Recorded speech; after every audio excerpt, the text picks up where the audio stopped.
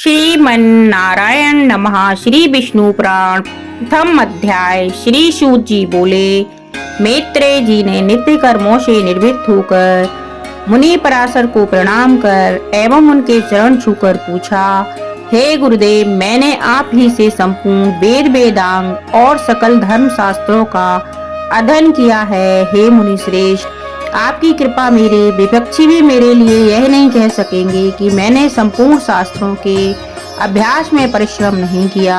हे धर्मज्ञ, हे महाभाग, अब मैं आपके मुखारविंद से यह सुनना चाहता हूँ कि यह जगत किस प्रकार उत्पन्न हुआ और आगे भी कैसे होगा, तथा हे ब्राह्मण, इस संसार का कारण क्या है। यह संपूर्ण चराचर किससे उत्पन्न हुआ, यह पहले किसमें लीन था और आगे किसमें लीन हो जाएगा। इसके अंतर्गत भूतों के परिणाम, समुद्र, पर्वत तथा देवता आदि की उत्पत्ति आदि कैसे हुई, सूर आदि का परिमाण तथा उनका आधार देवता आदि कैसे उत्पन्न हुए, चारों योगों में विभक्त कल्प और कल्पों के विभाग, प्रलय आदि का प्रादुर्भाव कैसे हुआ, पृथक पृथक संपूर्ण धर्म, देवर्षि राजर्षियों के चरित्र, श्री व्यास जी कृत वैदिक शाखाओं की यथावत रचना तथा ब्राह्मण आदि वर्ण और ब्रह्मचर्य आश्रमों के धर्म, ये सब हे महामुनि शक्ति नंदन मैं आपसे सुनना चाहता हूँ।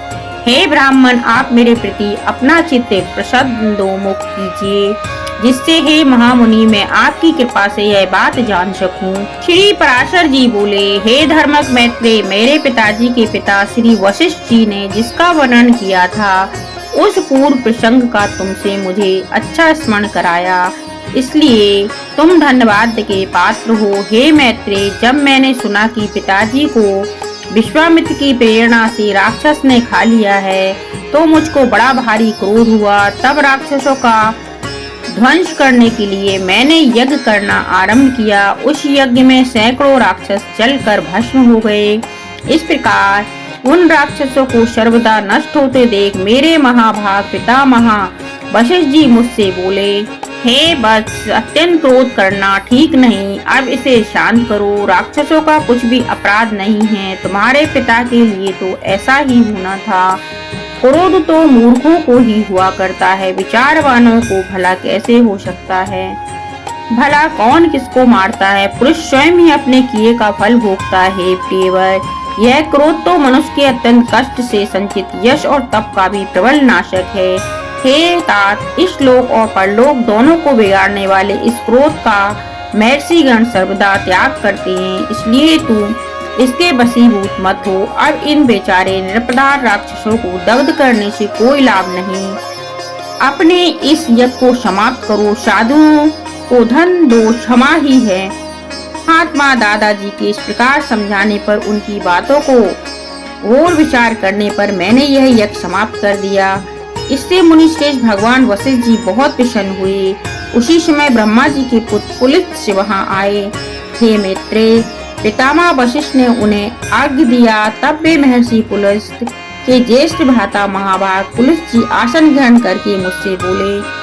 पुलस्त्य जी बोले, तुमने चित्त में बड़ा बैर भाव रहने पर भी अपने बड़े बूढ़े वशिष्ठ के कहने से क्षमा स्वीकार की है, इसलिए तुम संपूर्ण शास्त्रों के ज्ञाता होगे। हे महाभाग, अत्यंत क्रोधित होने पर भी तुमने मेरी संतान का सर्वदा मूलेच्छेदन नहीं किया, अतः मैं तुम्हें एक और उत्तम वर देता हूँ। हे वत्स, तुम पुराण संहिता के वक्ता होगे और देवताओं के यथार्थ स्वरूप को जानोगे तथा मेरे प्रसाद से तुम्हारी निर्मल बुद्धि, प्रवृत्ति, निवृत्ति, भोग और मोक्ष के उत्पन्न करने वाले कर्मों में निसंदेह हो जाएगी।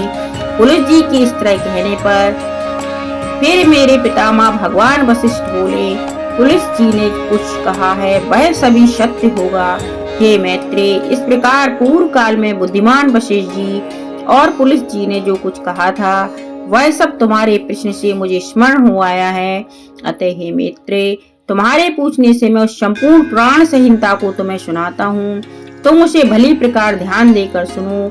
यह जगत विष्णु से उत्पन्न हुआ है, उन्हीं में स्थित है, वे ही इसकी स्थिति और लय के करता है तथा यह जगत भी वे ही हैं। बोलो विष्णु भगवान की जय। पहला अध्याय संपूर्ण हुआ।